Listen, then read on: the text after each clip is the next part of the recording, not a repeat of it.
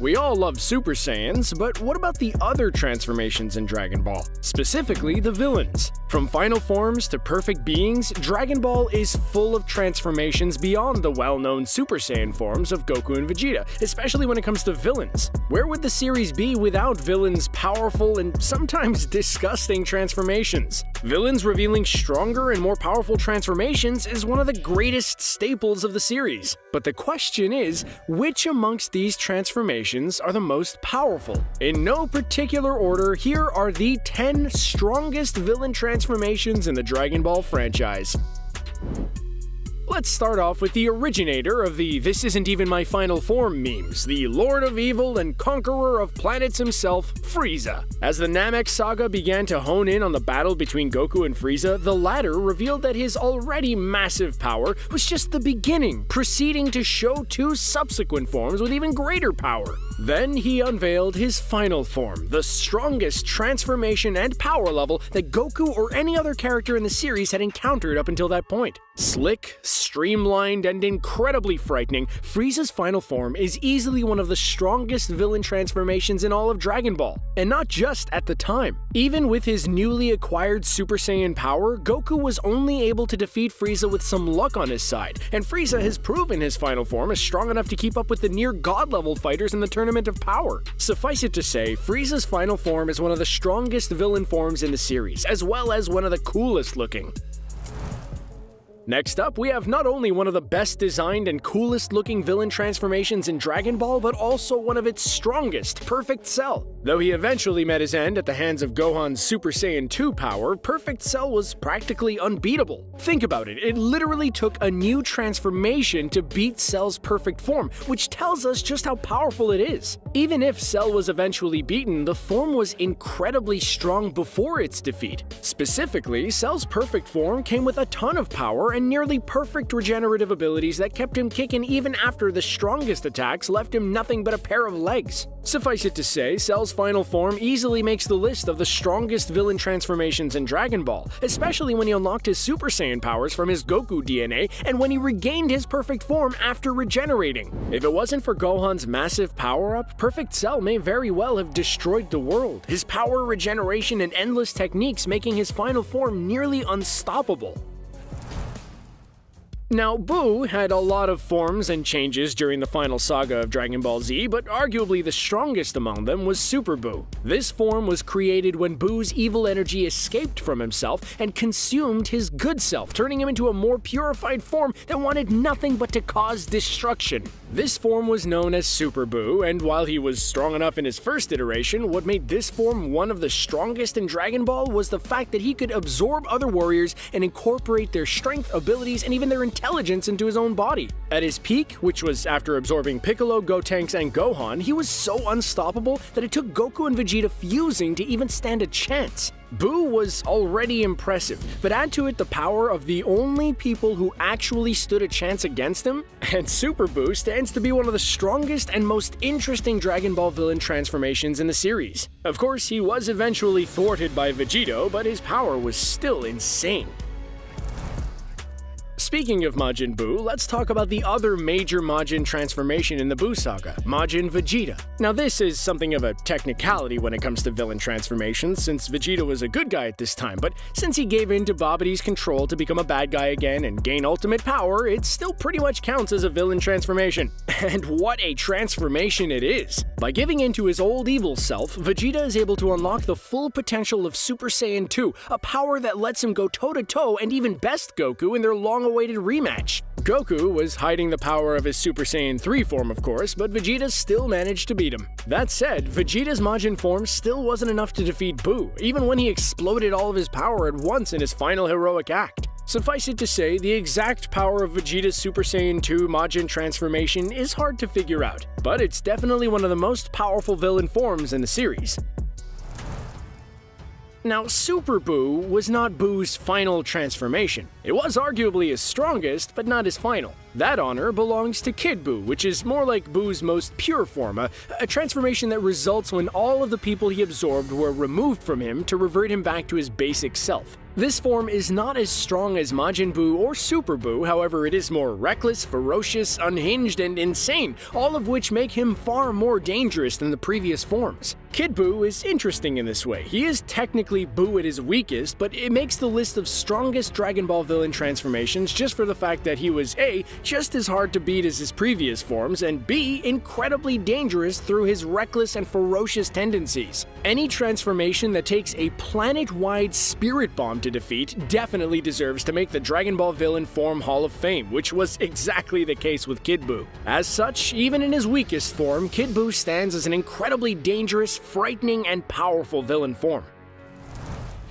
Next up, we have another form from Frieza, Golden Frieza. First debuting in Resurrection F and later the Dragon Ball Super saga that adapted it, Golden Frieza is a temporary form similar to Super Saiyan, but to Frieza's alien race. Golden Frieza is more or less a golden recoloring of Frieza's final form that boosts his strength and makes him 10 times more difficult to beat, and was achieved by way of Frieza actually training for the first time in his life since his previous power was just something he was born with. After training, Frieza increased his power and acquired this new golden form, which he brought out to enact his revenge on Goku and Vegeta. Golden Frieza's power is hard to gauge, but it seems to be close to or possibly stronger than Super Saiyan Blue, since neither Goku nor Vegeta were able to fully defeat his golden form with their Super Saiyan Blue power. But as stated, it's hard to gauge. Regardless, it is still one of the strongest villain transformations in Dragon Ball, easily outranking the final forms of Buu and Cell. Next up is another new villain transformation introduced in Dragon Ball Super, Super Saiyan Rosé. This form comes to us by Goku Black, who, spoiler alert, was actually Universe 11's Supreme Kai training Zamasu, given Goku's power by switching bodies with him using a Dragon Ball wish. In this body, Zamasu's god power is filtered through Goku's Super Saiyan transformation to make what is essentially a more pure variant of Super Saiyan Blue, a form that is what happens when Goku filters his Super Saiyan God transformation through his Super Saiyan form. The result is insane power and pink Super Saiyan hair, making Goku Black one of the toughest opponents that Goku ever faced. This form is one of the strongest villain transformations in Dragon Ball, just by way of it being at the same level as Goku's Super Saiyan power, possibly even stronger. Add to this Zamasu's technique, training, and overall god superiority, and Goku Black's Super Saiyan Rosé form stands as one of the coolest and strongest villain transformations in Dragon Ball. Though, if I can be honest, the name is kinda lame. Next up is Broly, specifically the new, rebooted canon version of the character and his incredibly powerful legendary Super Saiyan full power form. Broly has a number of transformations in Dragon Ball Super Broly, including a wrath state where his hair spikes up, his muscles grow, and his eyes turn yellow. This power was nothing for Goku and Vegeta's Super Saiyan Blue power, but once Broly turned Super Saiyan, things got serious. Then they got even more serious when Broly unleashed the full power of his Super Saiyan form, which gave him his signature green-tinted Super Saiyan hair and a power beyond comprehension. It took Goku and Vegeta fusing with Super Saiyan Blue power to stand a chance at defeating Broly, and even then he still put up one heck of a fight. Broly might not have been a villain by the end of the film, but he was when he was at his strongest, which makes his full power Super Saiyan form, a power resulting from him being a mutant Saiyan with boundless power, one of the strongest villain transformations in the Dragon Ball franchise. Going back to our good friend Zamasu, the second to last transformation in this list is Fused Zamasu. This transformation resulted when the two different Zamasus, the one who had taken Goku's body and the one from an alternate future, got desperate and fused together using the Potara earrings. This fusion, which was permanent because of their god status, created Fused Zamasu, a being of insane power and even crazier ego. So, just how strong was Fused Zamasu? He was definitely strong enough to require the power of Vegeta to defeat, but judging by the massive scale on which his transformation could attack, as well as the magical, godly nature of these attacks, Zamasu was basically unstoppable. Seriously, if it weren't for the fact that the form was unstable due to being half mortal and half immortal, Fused Zamasu would probably be the definitive winner and strongest villain transformation in this video. Unfortunately, or fortunately maybe, this was the case, and the form started to deteriorate halfway through the final fight, allowing Trunks to defeat him with a Spirit Sword in one of the coolest finishing moves ever. Last and certainly not least, we have the newest addition to the Dragon Ball franchise, the final form of Moro, a villain exclusive to the Dragon Ball Super manga, which follows a slightly different narrative path. Moro is a centuries-old prisoner of the Galactic Patrol who was imprisoned for consuming planets and feeding off their energy. When Moro escapes and regains his former power, as well as new power by consuming new planets, he turns from his old self back to his younger form, which is only his first transformation. Later down the line, he manages to consume a robot with the ability to copy and absorb powers, an ability that he gains after consuming him, gaining his raw strength as well. This results in a form simply known as Transformed Moro. Transformed Moro is perhaps the strongest opponent that Goku has ever faced, since not only does he have a power level close to that of Beerus or any other deity, he also has some powerful and mysterious magical abilities that make this form one of the strongest villain transformations in Dragon Ball. Alright, we're gonna take a poll right now. Drop a like if you were one of those kids that tried to learn how to draw Dragon Ball characters in every single notebook you ever had. I was definitely one of those kids. Yeah, that's right, there's nothing quite like the design of a Super Saiyan, but which one is best? Hey, you guys remember that time that Vegeta finally had a chance to show up Goku and take down a major villain without his rival's help? That time that Vegeta showed off his new Super Saiyan Grade 2 ability that topped that pesky Kakarot's and was enough to finish off in Perfect Cell only to play himself by allowing Cell to become perfect. I bet Vegeta remembers. While there are definitely fans out there of the Super Saiyan Grade 2 and 3 abilities that Vegeta and future Trunks were sporting when Cell was proving why he was the Frieza-sized big bad, I think it represents all of the worst parts of the franchise. People critical of Dragon Ball Z often cite the overdramatic muscles, screaming, ridiculous hair, and circular plot lines with reasons why they were turned off from the series. I'm a ride or die fan though, so don't listen to them, Akira Toriyama. I do have to admit though that these complaints are a bit valid with the Grade 2 and 3.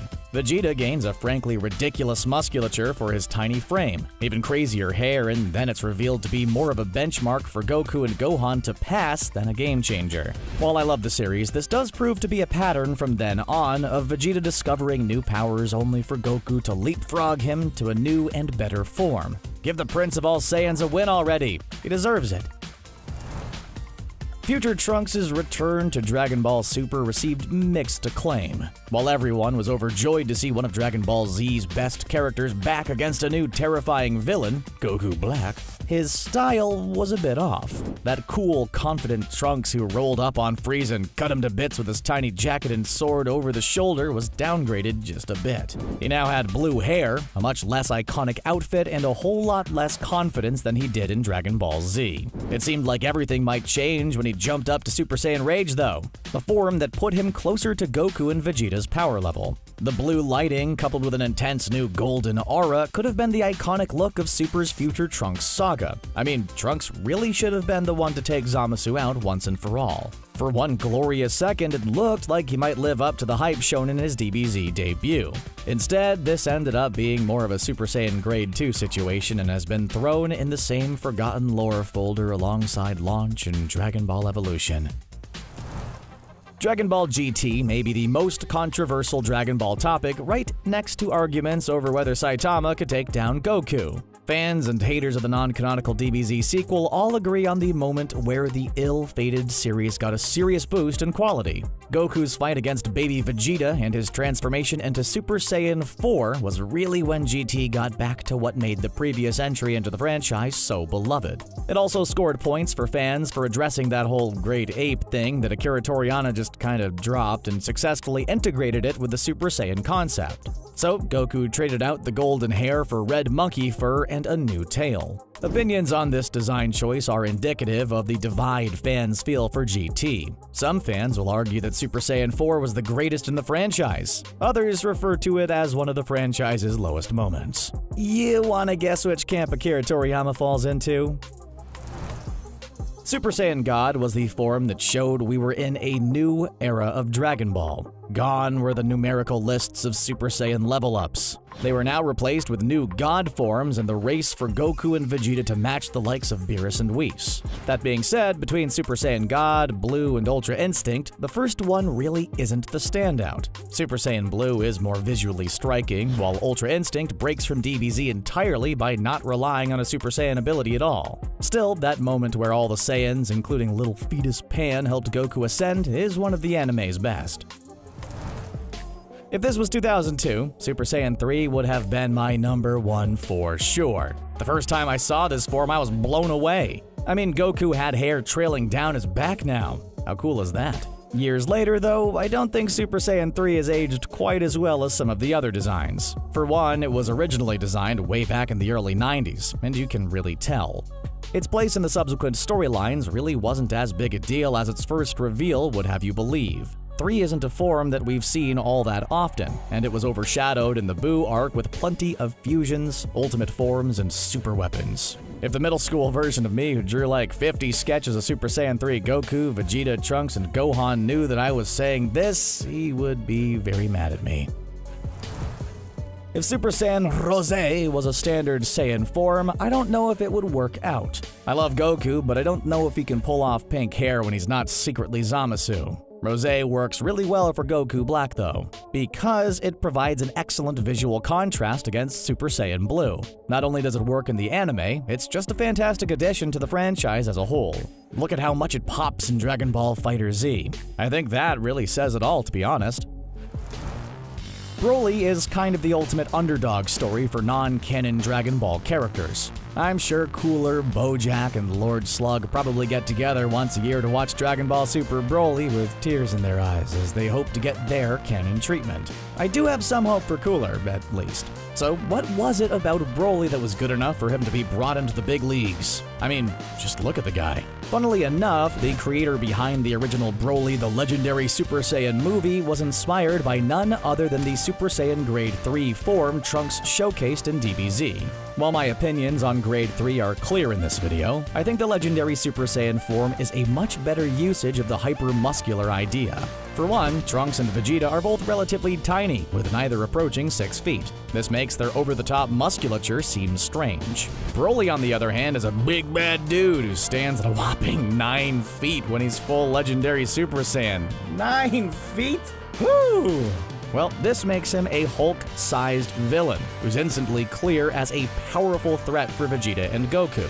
Ultimately, what often but not always works best for Dragon Ball are simple design concepts that are instantly striking and understandable. Broly looks freaking great on a movie poster, and that's likely why he's canon now. And that movie made $116 million, so I'd say it worked out.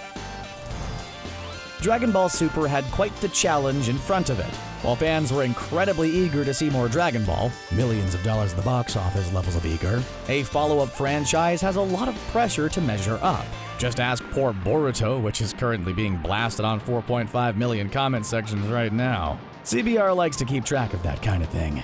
Beerus and the Super Saiyan God form both went over pretty well with fans, but neither quite hit that DBZ level of iconic.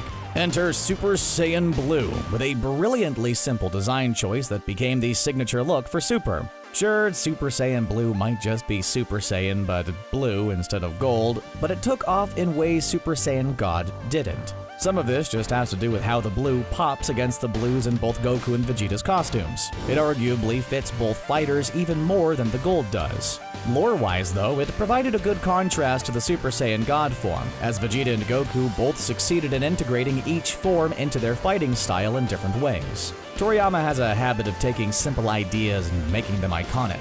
Super Saiyan Blue is definitely the example that shows he hasn't missed a step in this regard. Well, here's to hoping that the recently revealed perfected Ultra Instinct works as well when it eventually gets its anime debut. Any time now would be great, Toei. 2020 was a bit of a year. Some new Dragon Ball Super would be nice.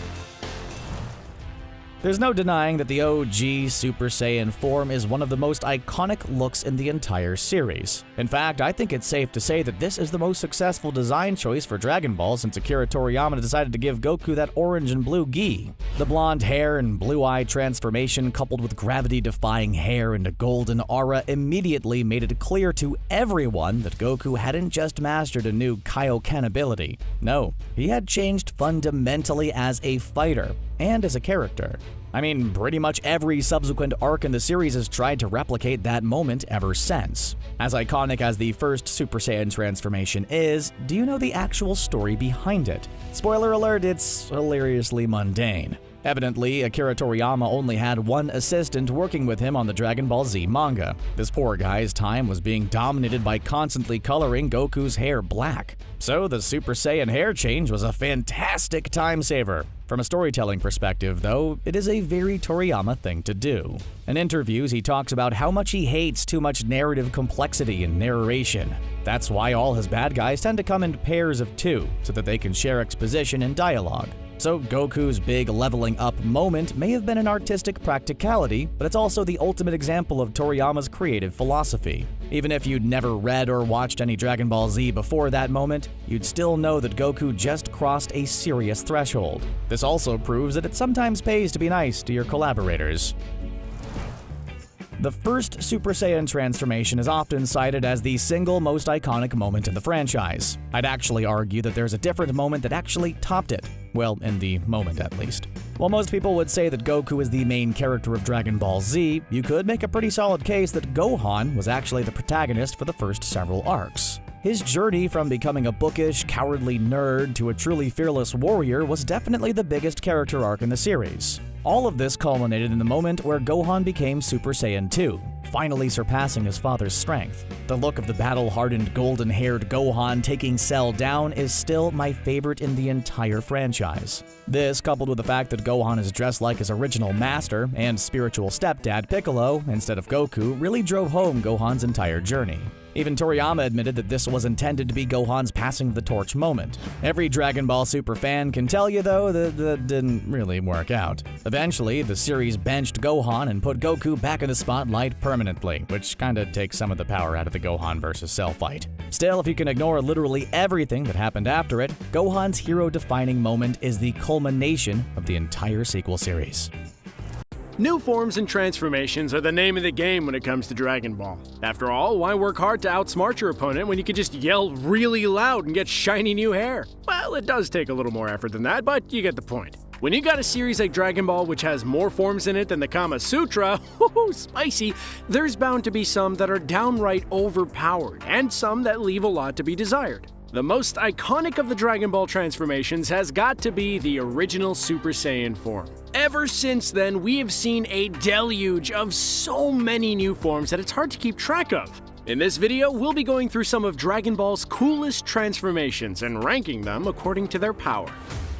The Kaioken, one of the very first transformations in all of Dragon Ball, and certainly one of the most iconic. Kaioken is a move that is used by many martial artists in the franchise to massively increase their strength and ki. This is a risky transformation to utilize, however, as it causes significant strain on the user depending on what level of Kaioken is used and leaves them more vulnerable to attacks. When utilized, Kaioken vastly increases the muscle density of its user, causing them to bulk up like Bruce Banner stepping on a Lego. They also get a hot red aura that really sells the power and aggressive nature of the transformation. Originally, Goku could only handle lower levels of Kaioken, but after some training, he was able to attain Kaioken forms of 10 times, 20 times, and even 100 times the base level. Even today, it's still used as a tool by Goku and friends to further multiply their power levels when transformed.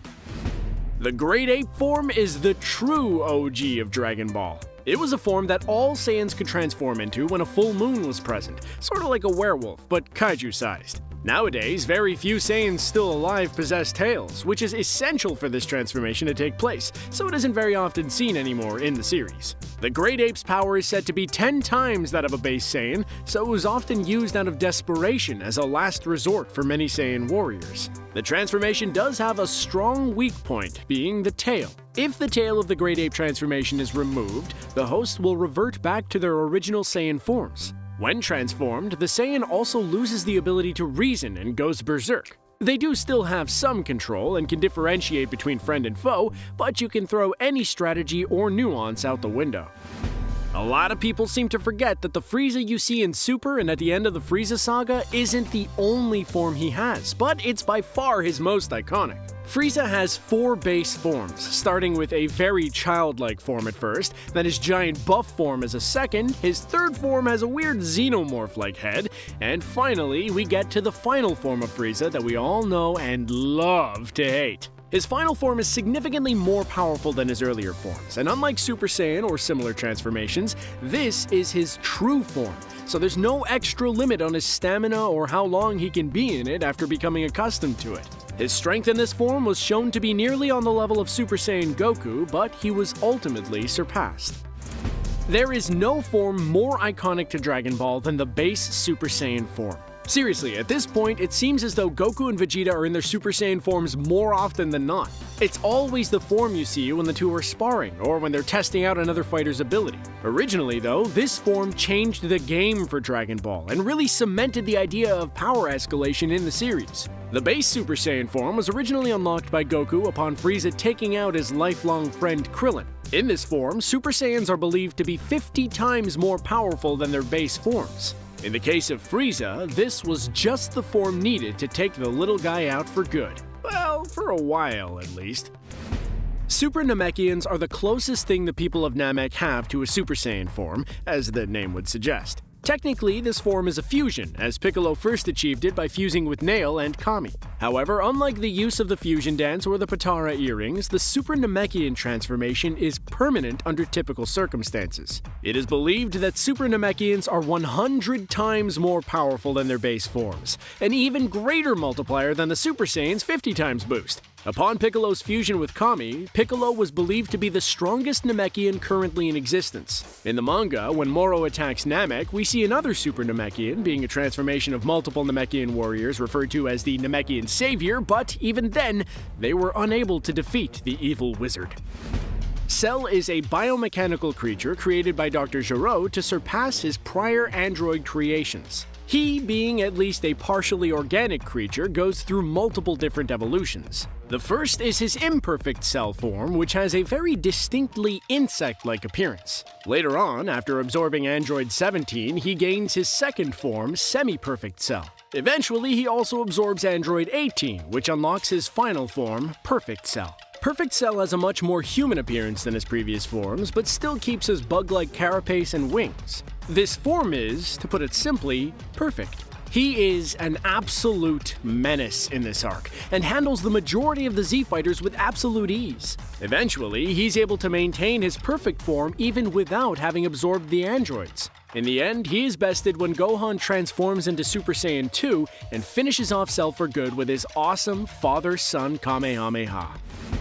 Now, Super Saiyan 2, also referred to as Ascended Super Saiyan, is the direct sequel to the original Super Saiyan form. SS2 further amplifies the already incredible abilities of a base Super Saiyan, increasing their power level by a factor of 10. Gohan is the first to achieve this form after Perfect Cell destroys Android 16. The resulting form is one that is a bit more nuanced than the original, looking very similar to the original Super Saiyan form, but making the hair even spikier and straighter. There's also a notable electrical discharge from this form, being its most noticeable feature over the base Super Saiyan form. This is seen as one of the most efficient Saiyan forms, as it gives an impressive speed and power increase without overly burdening the user with fatigue. Gohan was so strong in this form that he was able to overpower Cell in a Kamehameha clash with only one arm.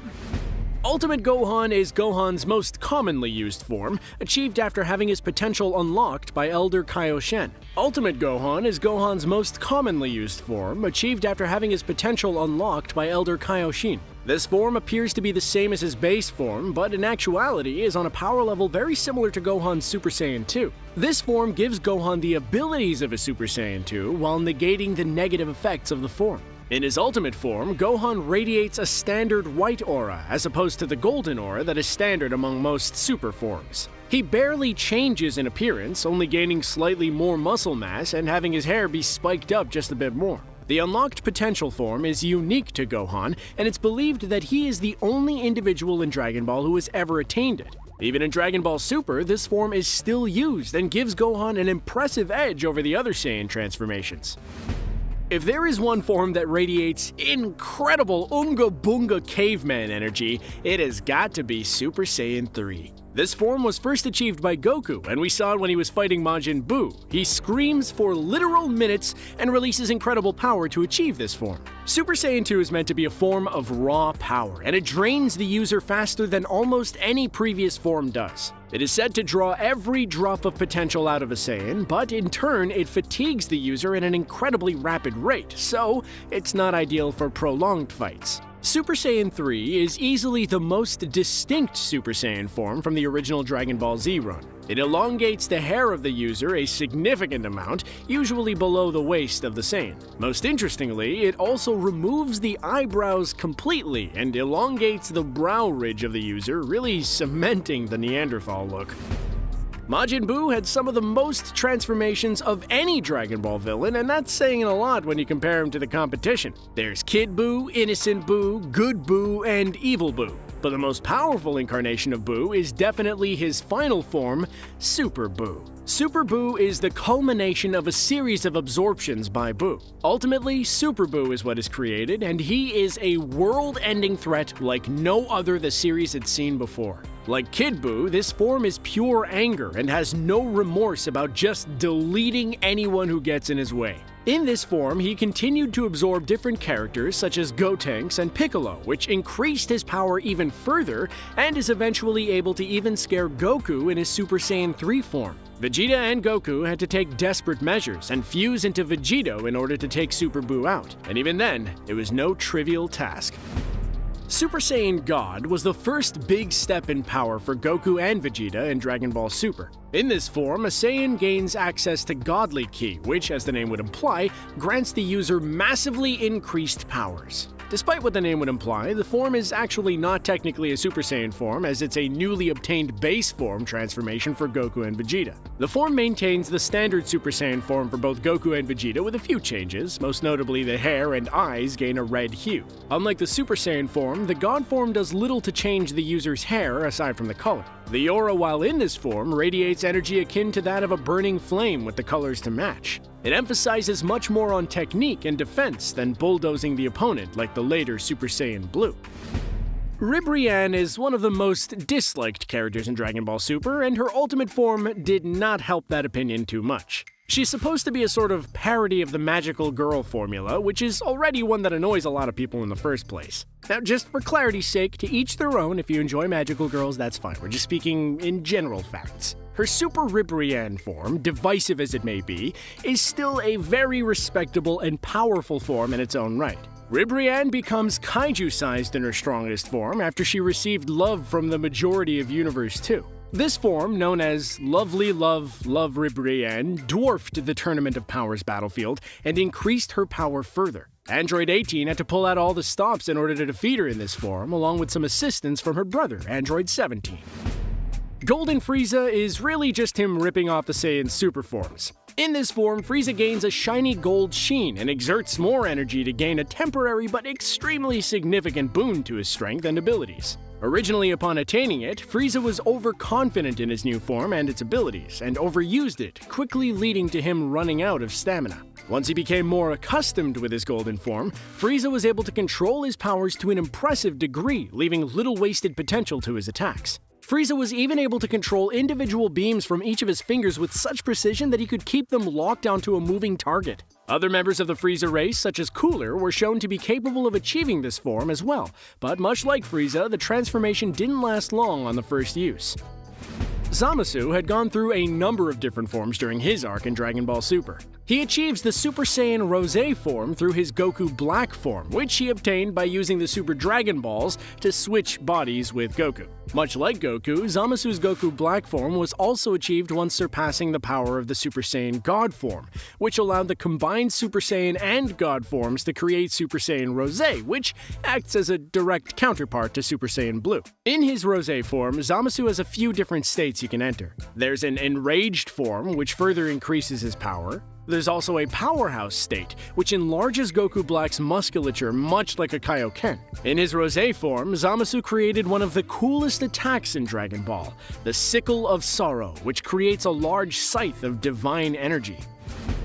Super Saiyan God Super Saiyan, yes, that is the actual name, is the current go-to form for Goku and Vegeta when fighting similarly powerful opponents. The SSGSS form, also known simply as Super Saiyan Blue, is a refined form that combines the previously achieved God form with that of a Super Saiyan. Apparently, gold and red make blue when combined. Not sure how that works. This form looks almost identical to the base Super Saiyan form, except for the obvious color differences. Their aura also boasts a blue tinge and is more electric in nature, similar to the aura of Super Saiyan 2. As Goku and Vegeta grew more used to the form, it became an incredibly powerful force for the two, and led to them even further evolving their powers down the line. There were a few rules in the Tournament of Power, such as no combatant can be taken out, a fighter had to be pushed out of bounds to be considered defeated, and perhaps most importantly, no divine beings may take part in the tournament. Well, Toppo didn't break the last rule, but he certainly bent it. While fighting Super Saiyan Blue Vegeta, Toppo started to more or less become the god of destruction of Universe 11, with the godly ki to boot. His aura acts similarly to the Hakai technique, which utterly destroys whatever it comes into contact with. Fortunately for Vegeta, he was able to resist the divine ki and was able to take him out with extreme effort on his part. Vegeta defeating someone with God of Destruction energy may just be a sign of things to come. Super Saiyan Blue Evolved is what happens when you take Super Saiyan God Super Saiyan and, well, evolve them. This power was one unique to Vegeta, as Goku followed the path of Ultra Instinct instead. It was brought on in part due to Vegeta's frustration over Goku's mastery of Ultra Instinct, as well as Vegeta's desire to revive the last Saiyans of Universe 6. He used this enhanced Super Saiyan Blue form to surpass his limits in order to defeat Toppo. Whis noted that this form was similar in power to that of Ultra Instinct's sign, implying that Vegeta was simply on a divergent path from Goku. In this form, Vegeta's ki was so powerful that it was able to withstand the destruction power that Toppo employed during their fight. He cleverly used this advantage by using his ki to protect his punches from Toppo's God of Destruction aura, which was destroying anything it came into contact with. The legendary Super Saiyan form is one of the rarest transformations in the Dragon Ball universe, and only a tiny fraction of Saiyans are even capable of achieving it. The two most notable examples of this are, of course, Kale from Universe 6 and Broly. These two have used this form to absolutely devastating and powerful effect. The legendary Super Saiyan form is unique in the visual department. This form gives its user's hair a noticeable green hue. However, most significantly, it also increases the muscle mass of the user by an incredible amount, similar to the Kaioken. Much like Goku's original transformation into his base Super Saiyan form, the legendary Super Saiyan form is achieved by intense distress or sorrow. In the case of Broly, it was upon seeing the loss of his father by the conniving hands of Frieza that he finally snapped and achieved one of the most powerful forms in all of Dragon Ball. Now this one is so new it can only be ranked based on the character's reactions and prior information. But based on how it absolutely terrified the seemingly unstoppable Granolah, I think we can assume that this form is unbelievably impressive. Vegeta took this new form in the latest Dragon Ball manga, so forgive yourself if you weren't aware of it yet. He decided that Ultra Instinct was not the path for him, and in a fairly uncommon fashion decided he would not be following in Goku's footsteps. This form is a result of constant training with Universe 7's God of Destruction, Beerus. He and Whis are using Vegeta and Goku respectively to see which is better, Ultra Instinct or the power of destruction. The results aren't in yet, but their next sparring match is sure to be a hoot. Everyone's new favorite form, Ultra Instinct. This one is an interesting case because it deviates a bit from the constant power scaling of Dragon Ball's offensive attacks and pivots more towards a defensive style. To put it simply, Ultra Instinct almost isn't a form so much as it is a mental state. It allows the user to react to attacks and deal with them accordingly without having to actually think. To simplify it, the body simply acts perfectly on instinct, dodging, deflecting, or even simply tanking every hit. During a fight with Moro, a mastered Ultra Instinct Goku simply allowed the wizard to hit him, which broke his hand. Whether or not Vegeta's new form will be able to defeat Ultra Instinct is yet to be seen, but Beerus seems pretty confident. He's not someone I'd want to second guess. The Dragon Ball franchise is known for two things above all: men screaming at each other to build up power and cool Saiyan transformations. Let's take a look at some of the coolest ones.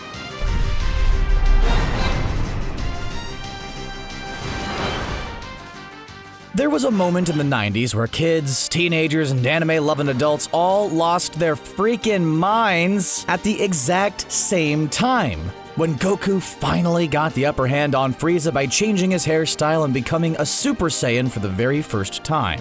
Funnily enough, dyeing your hair blonde and spiking it up doesn't help you against bullies in real life. I had to find that out the hard way. This transformation opened a new door for the Dragon Ball franchise, full of off-the-charts power levels and lots of weird aura sounds. Then Goku and Frieza had the very best showdown the series ever crafted, with a 5-minute ending that somehow stretched over several episodes. Yes, I know they were moving at super speeds, but does that still count for all the time when they were just inner monologuing? Can you super speed an inner monologue? Surprisingly, there's been little scientific research to answer that very question. While this catapulted the series into new levels of awesomeness, it was also the moment where a lot of characters were left behind forever. After this, characters like Piccolo, Krillin, Tenshinhan, and the rest became much less useful. It was basically the DBZ equivalent of when your older brother laps you on Mario Kart. Someday, dear brother. Someday. The Frieza arc was the most intense Dragon Ball Z showdown ever. It was pretty shocking to see that Frieza had survived the experience and he was coming to Earth with a cyborg body and his daddy. You know things are bad when an evil warlord tells on you to his evil warlord pops. The second Frieza arc didn't get stretched over like 20 episodes though. That's because my main man Trunks dropped in from the future and made the very best entrance in the series. Trunks interrupted the Bring Your Father to Work day and ended everything before it even began. This mysterious challenger transformed into the series' second Super Saiyan and then sliced Frieza up like a pepperoni pizza. Then he blasted King Cole to dust like he was Yamcha against a Cyberman. Too soon? Yamcha can take it. Also, not everyone can pull off the black tank top, half jacket, and sword over the shoulder look. The fact that he looked so cool might be even more impressive. The moment wasn't just a crowd pleaser though. At that point, we thought that Goku, Gohan, and Vegeta were the only Saiyans left. To see another one who also had mastered the Super Saiyan ability made everyone speculate wildly about who he was. You know, except for that one guy who'd seen the Japanese subbed version and ruined it for everybody. Don't be that guy. For many fans, the series had grown a little stale by the Majin Buu saga. The revolving door of new bad guys just wasn't as interesting as it was in the two sagas before. Then, that was followed up by Dragon Ball GT, which was so bad that it's not even canon anymore. Can we do that with Game of Thrones Season 8 as well, please? So, there was a lot of pressure on Dragon Ball Super to reinvigorate the beloved franchise. And there's no better way to do that than pull off an epic new Saiyan form. The new series introduced the God of Destruction, Beerus, who was so powerful that he even humbled Vegeta. Well, he humbled Vegeta for like 10 minutes. He also wrecked Goku's Super Saiyan 3 form without breaking a sweat. This meant that Goku would really have to make a leap in power to actually challenge the new baddie on the block. Luckily, there were all those legends about the Super Saiyan God that conveniently was revealed just in time. All the surviving Saiyans on Earth did the most epic hand-holding exercise ever and propelled Goku to God level. Like the original Super Saiyan form, this new transformation opened a new door for Dragon Ball Super to explore. Of course, this left Piccolo even further behind. At least he gets to babysit sometimes. That's something. In the middle of the Majin Buu saga, it started dawning on us that it had been a while since Goku had shocked us with a new form. Luckily, he had a few tricks up his orange sleeves. While fighting the pink ball of bubblegum for the first time, Goku decided to unveil the new Super Saiyan 3 form. This one was a drastic change from the two forms before it. Goku's hair grew so much that it ran down his back. If we know anything about Dragon Ball Z, it's that hair growth is a direct sign of power level. Sorry, Krillin. Of all the Saiyan forms, this one tends to get the least love. That's probably because creator Akira Toriyama admitted that he forgot he created the form in the first place. Oops. Guess he just put Super Saiyan 3 in the same file as Yajirobe and launch. It's probably a bit of an understatement to say that Vegeta is kind of prideful. Having to spend his life in Goku's shadow is probably his worst nightmare. We all remember that Vegeta was boasting about how he was a Super Saiyan before Goku came up and stole the show from him. Apparently, none of the Super Saiyan legends mentioned the whole blonde hair thing. So Vegeta had to do something awesome to try and regain some of that glory. He needed to actually become a Super Saiyan for real this time. In typical Vegeta fashion, he trained to do this in about the most dramatic way possible. Vegeta spent a ton of time training in high gravity when a meteor storm descended upon him. He leapt out of his ship and had to give the meteor everything he had to stay alive. This resulted in him becoming Super Saiyan for the first time. It's worth mentioning that Vegeta was the one who told this story, so maybe we should all take it with a grain of salt. It's entirely possible that he stubbed his toe and got so angry that the Super Saiyan power erupted from within him. Hey, we've all been there. Goku is one of those protagonists that's a bit of a spotlight hog. 90% of the awesome moments where a bad guy gets beaten to a pulp are Goku's. Poor Vegeta has yet to take down a big bad no matter how hard he tries. So it was pretty awesome when Goku stepped aside for his son to have the glory for once. Though it was kinda weird that he threw the chance to save the planet just to have a father-son moment. There are times when it's appropriate to be a heartwarming dad, and then there are times to, save the Earth from imminent destruction. Priorities, man. Gohan shocked everyone by mastering the Super Saiyan 2 form first, and finishing off Cell with an epic Kamehameha. This was the point where Gohan's entire character arc was completed in a glorious fashion. He went from the cowardly little kid in the first episode to the savior of the whole freaking human race. After this, Gohan was supposed to take the reins as the main character of the series, but it just didn't pan out. It probably didn't help that adult Gohan is kind of a dork. The Dragon Ball non-canon movies are a bit of a mixed bag. Looking at you, Lord Slug. Fans did have a special love for one of the movie villains, though. The legendary Super Saiyan Broly actually challenged Goku and added to the lore of the universe. He introduced a new Super Saiyan form called the Legendary Super Saiyan that was way more powerful than Goku's. So fans were pretty pumped when Kale showed off this form during the Tournament of Power. We knew that meant Broly might be on the way. Sure enough, he made his canonical debut in his own Dragon Ball Super movie. This time, his legendary Super Saiyan form was even more powerful. Super Saiyan Blue Goku and Vegeta were no match for the guy. Then they had to turn into Gogeta for the first time in Super just to take him down. That wasn't even a thing they had to resort to in the Tournament of Power. He's still out there in the galaxy, so time will tell if he'll go on to become an ally to our heroes or stay an enemy. So could we expect Cooler's Dragon Ball Super movie next? The Super Saiyan God form was pretty cool, but they were going to have to pull out something new for Frieza's big resurrection. This time, Frieza was packing a new golden form that was leaps and bounds more powerful than regular old Super Saiyan. Frieza thought he had the upper hand on the Saiyan tag team, but Goku showed him that his new Super Saiyan Blue form was much more powerful. In the end, he took a full forced punch from Frieza without even getting hurt. Then he gave him a relatively small punch to the chest that sent the guy flying. Little fella was so upset about this that he screamed hard enough to make a whirlpool spring up around him. You gotta have some sympathy for him. He used to be the baddest guy in the galaxy, and now his best new form was nothing compared to Goku's new one.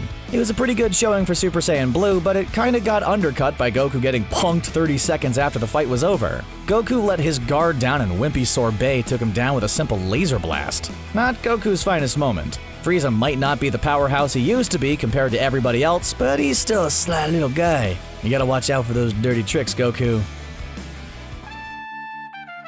Trunks and Goten definitely have the best friendship in the Dragon Ball series. The two are practically inseparable in day-to-day life and make for a pretty epic tag team in a fight. The thing that really drives this home is how much the two enjoy combining into Gotenks. Piccolo practically had to pull teeth to get Goku and Vegeta to merge, but Trunks and Goten seemed to love it. The technique allowed them to get in the thick of it during the Majin Buu fight, and nearly win the day. If it were an option, the two might just stay as Gotenks all the time. When the two combined in their Super Saiyan forms, their Gotenks was even more powerful. What really made it clear that they were on a whole other level is that they managed to change into a Super Saiyan 3. Even Vegeta and Gohan hadn't reached that form yet. For a brief moment, Trunks and Goten were on the highest end of the power level curve.